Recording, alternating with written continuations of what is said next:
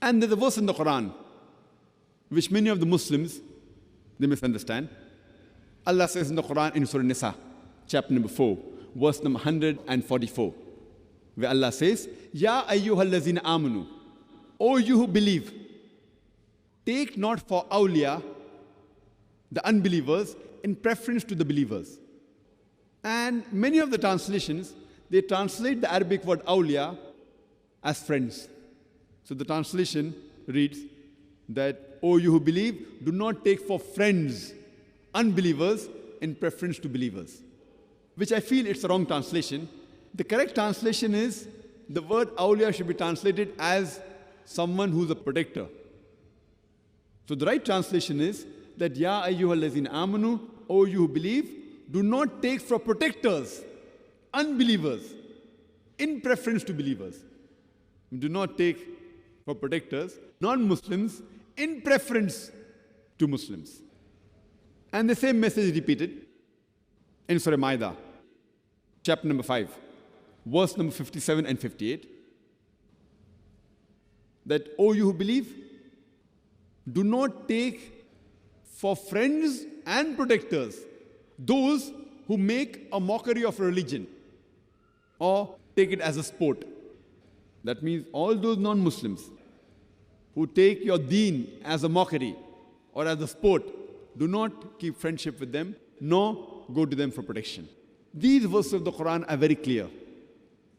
But otherwise, keeping acquaintanceship with a non-Muslim, keeping normal friendship with a non-Muslim is no problem at all. Under normal circumstances, we should treat the non-Muslims with justice and kindness. In fact, I say we should go a step further so that they're impressed with our religion, they're impressed with our deen. And you can find several examples in the life history of the Prophet Muhammad Sallallahu Alaihi Wasallam.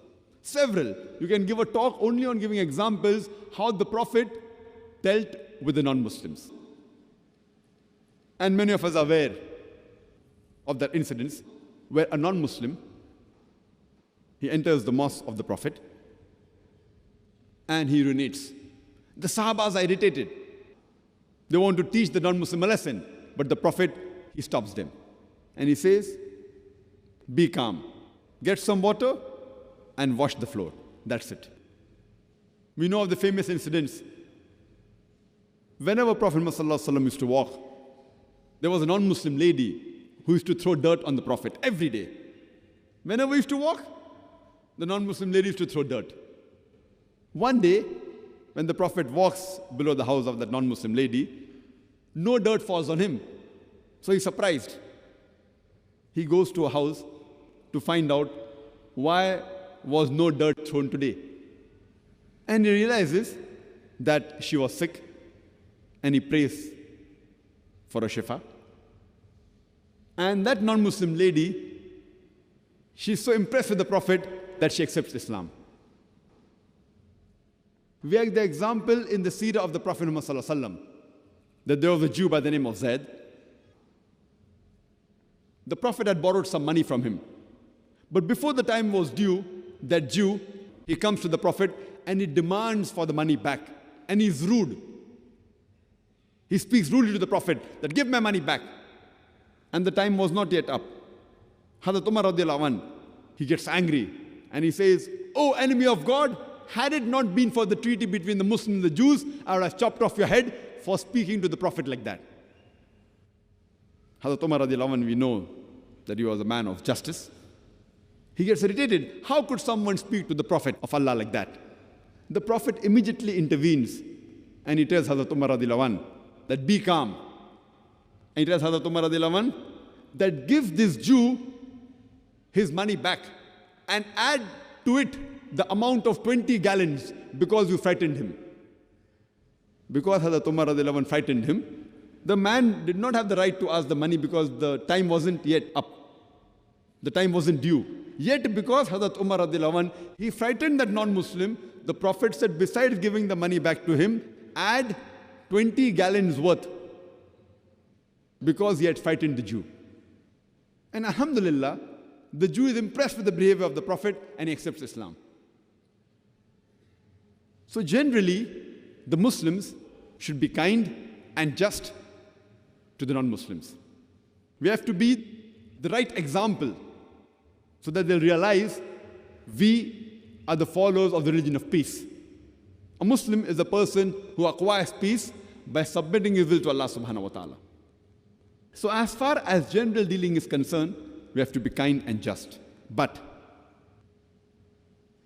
there is a caution, which I always mention in my talk, whenever I'm dealing with this topic, that keeping non-Muslim friends is no problem as long as you are having an influence on that non-Muslim.